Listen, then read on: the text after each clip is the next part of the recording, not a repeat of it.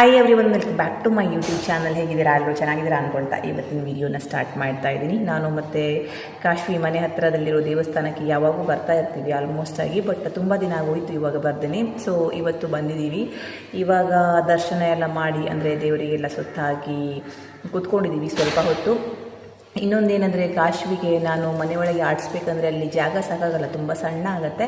ಹಾಗಾಗಿ ಇದು ಹತ್ತಿರ ಇದೆಯಲ್ವಾ, ನಾನು ಆಲ್ಮೋಸ್ಟ್ ಆಗಿ ಒಂದಿನ ಬಿಟ್ಟು ಒಂದಿನ ಅಥವಾ ಡೈಲಿ ಕರ್ಕೊಂಡ್ಬರ್ತೀನಿ ಕೆಲವೊಂದು ಸಲ. ಬಟ್ ಇವಾಗ ಸ್ವಲ್ಪ ದಿನ ಆಯಿತು, ಒಂದು ವೀಕ್ ಆಯಿತು, ಗ್ಯಾಪ್ ಆಗೋಯ್ತು. ಹಾಗಾಗಿ ಇವತ್ತೇ ಮತ್ತೆ ಕರ್ಕೊಂಡು ಬಂದಿದ್ದೀನಿ. ಅವಳು ಮನೇಲಿ ಇದ್ದರೆ ಏನು ಮಾಡ್ತಾಳೆ ಅಂದರೆ ಬರೀ ಟಿ ವಿ ಹಚ್ಚು ಅಂತಾಳೆ.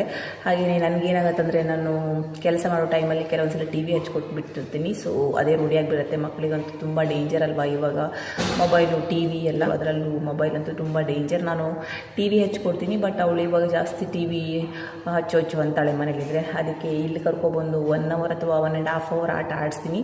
ಕೂತ್ಕೊಂಡು ಸುಮಾರು ಹೊತ್ತು ಆಟ ಆಡ್ತಾಳೆ. ನೋಡಿ ಇವಾಗ ಅಲ್ಲಿ ಕೂತ್ಕೊಂಡಿದ್ದಾಳೆ. ಸೊ ಇಲ್ಲಿ ಸ್ವಲ್ಪ ದೊಡ್ಡ ಜಾಗ ಇದೆಯಲ್ವಾ, ಸೊ ಸುಮಾರೆಲ್ಲ ಓಡಾಡ್ಕೊಂಡಿರ್ತಾಳೆ ಇಲ್ಲಿ ಬಂದರೆ. ದೇವಸ್ಥಾನದಲ್ಲಿ ಯಾರೂ ಇಲ್ಲ ಇವಾಗ, ಅಂದರೆ 11:30 ಆ ಥರ ಟೈಮ್. ಅದಕ್ಕೆ ನಾನು ಸ್ವಲ್ಪ ಕೂತ್ಕೊಂಡು ಮಾತಾಡ್ತಾ ಇದ್ದೀನಿ ನಿಮ್ಗಳ ಜೊತೆ. ಸೊ ಕಾಶ್ಮೀರು ಕೂಡ ಅಷ್ಟೇ ನೋಡಿ, ಏನು ಬಂದು ಡಿಸ್ಟರ್ಬ್ ಮಾಡ್ತಾ ಇಲ್ಲ. ಅವಳು ಆರಾಮಾಗಿ ಅಲ್ಲಿ ಕೂತ್ಕೊಂಡು ಗಣೇಶನಿಗೆ ಪ್ರಸಾದ ಇಟ್ಟಿದ್ದು ಕಡಲೆ ಎಲ್ಲ ಇರುತ್ತಲ್ವ, ಅದು ಮತ್ತು ಕಲ್ಲು ಸಕ್ಕರೆ ಇದೆ. ಸೊ ಅದನ್ನು ಸ್ವಲ್ಪ ಸ್ವಲ್ಪ ತಿಂದ್ಕೊಂಡು ಕೂತ್ಕೊಂಡಿದ್ದಾಳೆ.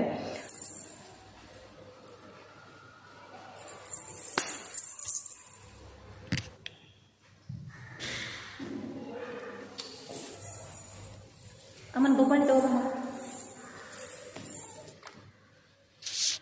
ಬಿಸಿಲಂತೂ ಸಖತ್ತಾಗಿ ಇದೆ, ನಡ್ಕೊಂಡು ಹೋಗೋಕ್ಕಾಗ್ತಿಲ್ಲ. ಎಲ್ಲಾದರೂ ನೆರಳು ಸಿಕ್ಕಿದ್ರೆ ಸಾಕು ಅನಿಸ್ತಿದೆ, ಅಷ್ಟೊಂದು ಬಿಸಿಲಿದೆ.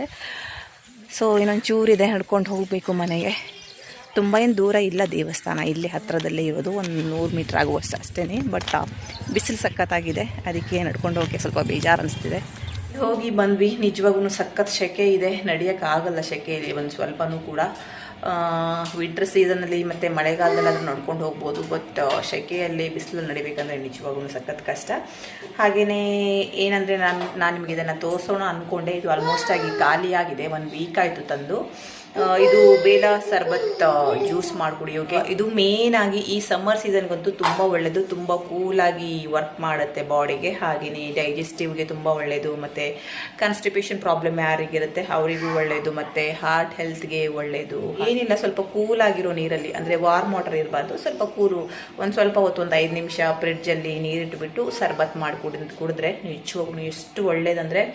ಇದು ಪತಂಜಲಿಯಲ್ಲಿ ಸಿಗುತ್ತೆ, ಔಟ್ಸೈಡಲ್ಲೆಲ್ಲ ಸಿಗ್ಬೋದು ಅನ್ಕೋತೀನಿ. ಬಟ್ ಇದು ಪತಂಜಲಿಯಲ್ಲಿ ತುಂಬ ನ್ಯಾಚುರಲ್ ಆಗಿ ಸಿಗುತ್ತೆ. ಕಾನ್ಸ್ಟಿಪೇಷನ್ನಿಗೆ ಇದ್ದವರಿಗಂತೂ ತುಂಬ ಒಳ್ಳೆಯದು. ಇದರಲ್ಲಿ ಹೈ ಫೈಬರ್ ಇರುತ್ತೆ, ಹಾಗೆಯೇ ನ್ಯೂಟ್ರಿಷನ್ ಇರುತ್ತೆ. ಸೊ ಎಲ್ಲನೂ ಇರುತ್ತೆ. ತುಂಬ ಕಡಿಮೆ ಬೆಲೆಯಲ್ಲಿ ನಾವು ಸುಮಾರು ಸಲ ಮಾಡಿಕೊಡ್ತಿದ್ದೀವಿ. ಇವಾಗ ನಾವು ಒಂದು ಜ್ಯೂಸ್ ಕುಡಿಬೇಕಂದ್ರೆ ಸಮ್ಮರ್ ಸೀಸನಲ್ಲಿ 100-120 ರುಪೀಸ್ ಎಲ್ಲ ಇರುತ್ತೆ. ಬಟ್ ಇದರಲ್ಲಿ ನಾನು ತೋರಿಸ್ತೀನಿ ಯಾವ ಥರ ಮಾಡೋದು ಅಂತ. ನಿಮಗೆ ಫ್ರಿಡ್ಜಲ್ಲಿ ನೀರು ಇಟ್ಟಿದ್ದೆ, ಇದನ್ನು ತೊಗೊಬಂದಿದ್ದೀನಿ. ಇವಾಗ ಈ ನೀರನ್ನು ಒಂದು ಗ್ಲಾಸಿಗೆ ಹಾಕಿ ಈ ಥರ ಒಂದು 3 ಸ್ಪೂನ್ ಹಾಕೊಂಡು ಕುಡಿದ್ರೆ ಆಯಿತು.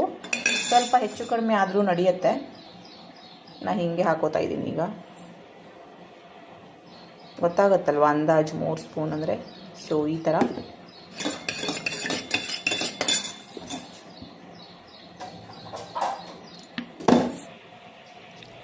ನೋಡಿ, ಈ ಥರ ಇರುತ್ತೆ ಶರ್ಬತ್ ಮಾಡಿದಾಗ. ಸಖತ್ ಟೇಸ್ಟಿಯಾಗಿ ಕೂಡ ಇರುತ್ತೆ. ಹಾಗೆಯೇ ಅರ್ಲಿ ಮಾರ್ನಿಂಗ್ ಖಾಲಿ ಹೊಟ್ಟೆಲಿ ಕುಡಿದ್ರಂತೂ ತುಂಬ ಒಳ್ಳೆಯದು, ಕಾನ್ಸ್ಟಿಪೇಷನ್ಗೆಲ್ಲ ಮತ್ತು ಗ್ಯಾಸ್ಟ್ರಿಕ್ ಇದ್ದವರಿಗೆಲ್ಲ ತುಂಬ ಒಳ್ಳೆಯದು. ಸೊ ತುಂಬ ಚೆನ್ನಾಗಿದೆ, ನನಗಂತೂ ಸಖತ್ತಾಗಿ ಇದು ವರ್ಕ್ ಆಗ್ತಿದೆ. ಅಂದರೆ ಬಾಡಿ ಎಲ್ಲ ತುಂಬ ಕೂಲ್ ಆಗ್ತಾ ಇದೆ, ಗ್ಯಾಸ್ಟ್ರಿಕ್ಕಿಗೆಲ್ಲ ತುಂಬ ಒಳ್ಳೆಯದು. ಹಾಗಾಗಿ ನಿಮಗೂ ಕೂಡ ಜಸ್ಟ್ ಹೇಳ್ತಾ ಇದ್ದೀನಿ, ಗೂಗಲ್ ಮಾಡಿ ನೋಡಿದರೆ ಗೊತ್ತಾಗುತ್ತೆ ಬೇಲ್ ಜ್ಯೂಸ್ ಅಂತ ಅಂದ್ಬಿಟ್ಟು. ಸೊ ಸಮ್ಮರ್ ಸೀಸನ್ ಅಲ್ವಾ, ಹಾಗಾಗಿ ಜಸ್ಟ್ ನಾನು ನಿಮಗೆ ತೋರಿಸೋಣ ಅಂತ ಅಂದ್ಬಿಟ್ಟು ತೋರಿಸ್ತಾ ಇದ್ದೀನಿ. ಇಷ್ಟೆಲ್ಲ ಆಟಿಕೆ ಸಾಮಾನಿದ್ರು ಮಕ್ಕಳು ಹೀಗೆ ಅಲ್ವಾ, ಆಲ್ಮೋಸ್ಟ್ ಆಗಿ ಎಲ್ಲರ ಮನೇಲೂ ಹೀಗೆ ಅನ್ಕೋತೀನಿ. ಎಷ್ಟು ಆಟಿಕೆ ಸಾಮಾನಿದ್ರು ಈ ಥರ ಲೋಟ ಮತ್ತು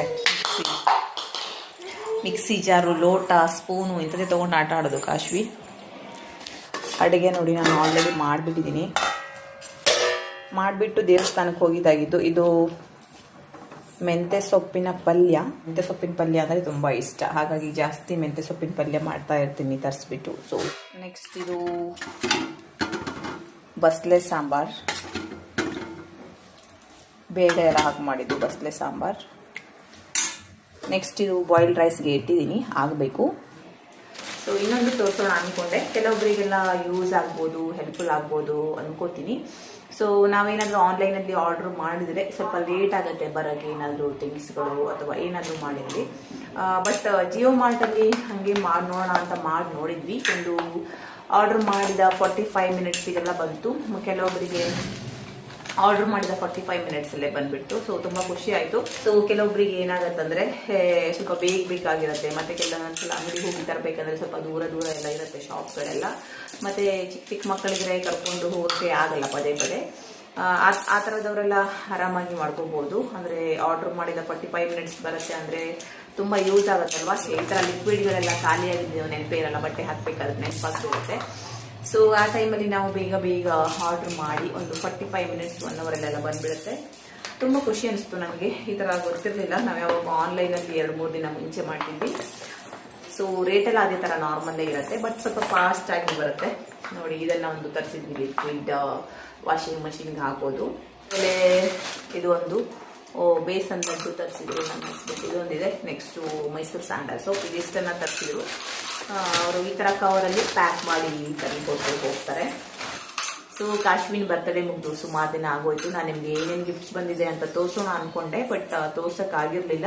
ಹಾಗೆಯೇ ಜಾಸ್ತಿ ಜನಕ್ಕೆ ನಾವು ಕರೆದಿರಲಿಲ್ಲ. ಈ ವರ್ಷ ಒಂದು 15-20 ಜನ ಕರೆದಿದ್ವಿ ಅಷ್ಟೇ, ನೀವು ನೋಡಿರ್ಬೋದು ವಿಡಿಯೋದಲ್ಲಿ. ಸೊ ಕೆಲವೊಬ್ಬರೆಲ್ಲ ಇದನ್ನು ಕೊಟ್ಟಿದ್ರು, ಅಂದರೆ ಎನ್ವೆಲಪ್ಪಲ್ಲಿ ಕ್ಯಾಶ್ ಹಾಕಿ ಕೊಡ್ತಾರಲ್ವ, ಆ ಥರ ಎಲ್ಲ ಮಾಡಿದ್ರು. ಮತ್ತು ಕೆಲವೊಬ್ರು ಗಿಫ್ಟ್ಸ್ಗಳನ್ನು ಕೊಟ್ಟಿದ್ದು, ನಾನು ನಿಮಗೆ ತೋರಿಸ್ತೀನಿ. ಸ್ವಲ್ಪ ಜನಕ್ಕೆ ಕರೆದಿದ್ವಲ್ಲ, ಹಾಗಾಗಿ ಸ್ವಲ್ಪ ಗಿಫ್ಟ್ಸ್ಗಳಿದೆ. ಸೊ ಇದು ಒಂದು ಬೇಬಿ ಹಗ್ಗಿಂದ ಕೊಟ್ಟಿರೋದು, ಅಂದರೆ ನನ್ನ ಹಸ್ಬೆಂಡ್ ವರ್ಕ್ ಮಾಡ್ತಾರಲ್ವ, ಅವರು ಆಫೀಸಿಂದ ಕೊಟ್ಟಿರೋದು. ಸ್ಕೂಟರ್ ಇದು, ಸ್ಕೇಟಿಂಗ್ ಆಡೋಕ್ಕೆ. ಕಾಶು ಇದರಲ್ಲಿ ಸ್ವಲ್ಪ ಆಡ್ತಾಳೆ, ಪರವಾಗಿಲ್ಲ, ಅವಾಗ ಕುತ್ಕೊಂಡು ಆಡ್ತಾಳೆ. ಸೊ ಇದು ಮೇ ಬಿ 2000 ರುಪೀಸ್ ಏನೋ ಅನ್ಕೋತೀನಿ, ಬೇಬಿ ಹಗ್ಗಿಂದ ಅವರು ಪರ್ಚೇಸ್ ಮಾಡಿ ಕೊಟ್ಟಿರೋದು. ಸೊ ಇದು ಒಂದು ಈ ವರ್ಷದ ಕಾಶ್ವಿ ಬರ್ತಡೆಗೆ ಬಂದಿದ್ದು. ಇದು ನೋಡಿ, ಫ್ರಾಕು ತುಂಬ ಚೆನ್ನಾಗಿದೆ. ಕಾಶ್ವಿಗೆ ನಾವು ಇದೇ ಥರ ಬಟ್ಟೆಗಳನ್ನು ಜಾಸ್ತಿ ಹಾಕೋದು. ಅವಳು ಕೂಡ ಅಷ್ಟೇ ಇದೇ ಥರ ಬಟ್ಟೆ ತುಂಬ ಇಷ್ಟಪಡ್ತಾಳೆ. ಚಿಕ್ಕ ಮಕ್ಕಳಾಗಿ ಅನ್ಕೋತೀನಿ ಅಲ್ವಾ, ಜಿಗಿ ಬಟ್ಟೆಗಳನ್ನೆಲ್ಲ ಜಾಸ್ತಿ ಇವಾಗಿನ ಮಕ್ಕಳಂತೂ ಯಾರೂ ಹಾಕಲ್ಲ. ಸೊ ಇದೊಂಥರ ಕಂಫರ್ಟೇಬಲ್ ಆಗಿರುತ್ತೆ ಮತ್ತು ಪ್ರೊಫೆಷ್ನಲ್ ಆಗಿರುತ್ತೆ, ಚೆನ್ನಾಗಿದೆ. ಇದು ಇನ್ನೂ ಹಾಕಿಲ್ಲ ನಾನು ಕಾಶ್ವಿಗೆ, ಏನಾದರೂ ಹಬ್ಬ ಬರಲಿ ಅಥವಾ ಏನಾದರೂ ಫಂಕ್ಷನ್ ಇದ್ದಾಗ ಹಾಕೋಣ ಅಂತ. ಸೊ ಚೆನ್ನಾಗಿದೆ ನೋಡಿ ಈ ಡ್ರೆಸ್ಸು. ಸೊ ಇದು ಒಂದು. ನೆಕ್ಸ್ಟ್ ಇದು ಕೂಡ ಅಷ್ಟೇ ತುಂಬ ಚೆನ್ನಾಗಿದೆ. ಇದು ಕೂಡ ಅಷ್ಟೇ, ನಾನು ಇನ್ನೂ ಕಾಶ್ವಿಗೆ ಹಾಕಿಲ್ಲ. ಏನಾದರೂ ಹಬ್ಬ ಬಂದರೆ ಮತ್ತು ಏನಾದರೂ ಸ್ಪೆಷಲ್ ಡೇಗೆ ಹಾಕೋಣ ಅಂತ ಅಂದ್ಬಿಟ್ಟು. ಇದು ಕೂಡ ಅಷ್ಟೇ ಸ್ಟ್ರೆಚಬಲ್ ಇದೆ ನೋಡಿ. ಸೊ ಈ ಥರ ಬಟ್ಟೆ. ಇದು ಒಂದು ಬಂದಿದ್ದು ಕ್ಯೂಟ್ ಆಗಿದೆ. ನೆಕ್ಸ್ಟು ಇದು ಒಂದು ಗೊಂಬೆ. ಕಾಶ್ವಿ ಹತ್ರ ಆಲ್ರೆಡಿ ಈ ಥರ ಗೊಂಬೆ ಇದೆ. ಸ್ವಲ್ಪ ಕಲರ್ ಚೇಂಜ್ ಇದೆ, ಪಿಂಕ್ ಕಲರ್ ಡ್ರೆಸ್ಸಲ್ಲಿ ಇರೋದು. ಮತ್ತು ಮುಖನೂ ಕೂಡ ಸ್ವಲ್ಪ ಚೇಂಜ್ ಇದೆ, ಬಟ್ ಇದು ಒಂದು ಬಂದಿದೆ. ಸೊ ಇದು ಒಂದು. ನೆಕ್ಸ್ಟು ಇದು ಒಂದು ತುಂಬ ಯೂಸ್ ಆಗುತ್ತಲ್ವಾ ಇದು. ಇದರಿಂದ ಮಲ್ಟಿಪಲ್ ಆಗಿ ಕಲಿಬೋದು, ಕಲರ್ಗಳನ್ನು ಕಲಿಬೋದು. ಮತ್ತು ಒಂದು ಹೋಲಲ್ಲಿ ಒಂದೊಂದು ಹಾಕೋದು, ಎರಡನೇ ಹೋಲಲ್ಲಿ ಎರಡನ್ನು ಹಾಕೋದು. ಇದು ಆಲ್ಮೋಸ್ಟ್ ಆಗಿ ಎಲ್ಲ ಮಕ್ಕಳ ಹತ್ರನೂ ಇದೆ ಅನ್ಕೋತೀನಿ. ನಾನು ನನ್ನ ತಮ್ಮನ ಮಗನಿಗೂ ಕೂಡ ತರಿಸ್ಕೊಟ್ಟಿದ್ದೆ ಇದೇ ಥರದ್ದು. ಬಟ್ ಅದು ಸ್ಟ್ರೈಟ್ ಇರುತ್ತಲ್ವ, ಆ ಥರದ್ರಲ್ಲಿ ಇದೆ. ಬಟ್ ಇದು ಈ ಥರ ಶೇಪಲ್ಲಿ ಇದೆ. So useful ಆಗಿರುತ್ತಲ್ವ. ಸೊ ಇದು ಒಂದು. ಇದಿಷ್ಟೇ ಕಾಶ್ವಿಗೆ ಬರ್ತಡೆ ಬಂದಿದ್ದು.